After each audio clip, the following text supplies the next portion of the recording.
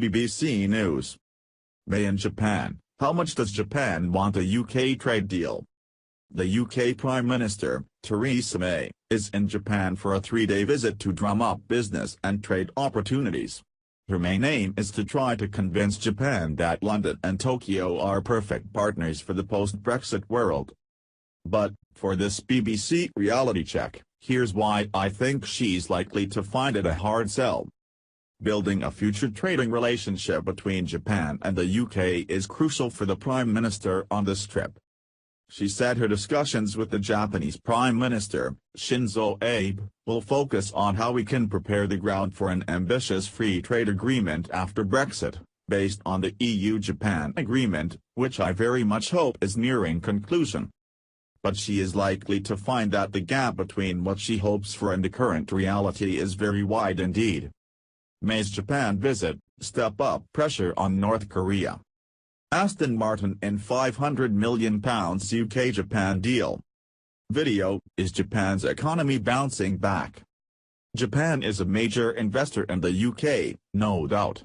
Japanese companies currently invest about £40 billion in the UK, and more than 1,000 Japanese companies employ 140,000 people across the country.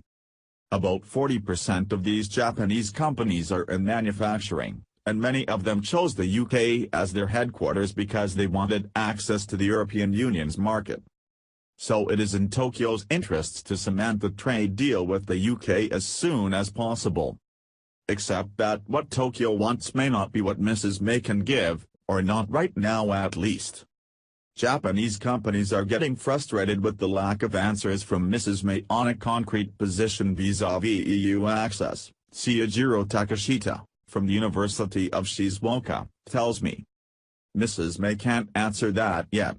And because she's not giving any concrete measures, that is exacerbating the worries of Japanese companies.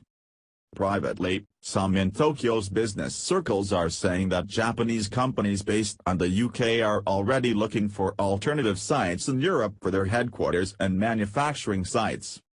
Japan's other priorities. Compound that with the fact that the focus for the Japanese is completing the cars for cheese trade deal they hammered out with the EU in July, and you can see why this trip may not go all that well for Mrs. May. The EU is a much larger economy, and the reason why so many Japanese companies were in the UK in the first place was to get access to the EU market, says Mr. Takashita. The EU-Japan deal is a priority for Tokyo.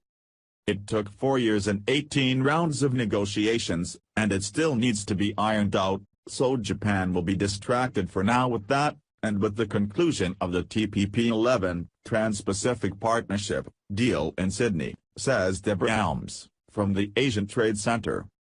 Also, much of the investments from Japan into the EU are currently structured through the UK, so the Japanese will be looking for assurances from Mrs. May about how they will be looked after once the divorce between the UK and the EU is completed. Add to that the fact the North Korea security issue will be very much on the minds of the Japanese, which may take the spotlight away from trade and onto security. Again, all very bad timing for Mrs. May. Critical sectors. She is going to want to return to London with assurances from Japan that it will sign a similar deal with the UK to the one it signed with the EU. After all, the UK sold £11.6 billion worth of goods to Japan in 2016, a 10% increase from the year before. Much of that business came from goods and services such as machinery and finance, critical sectors of the UK economy. The Prime Minister is taking with her a whole bevy of British companies to Japan, to show Tokyo that the UK means business.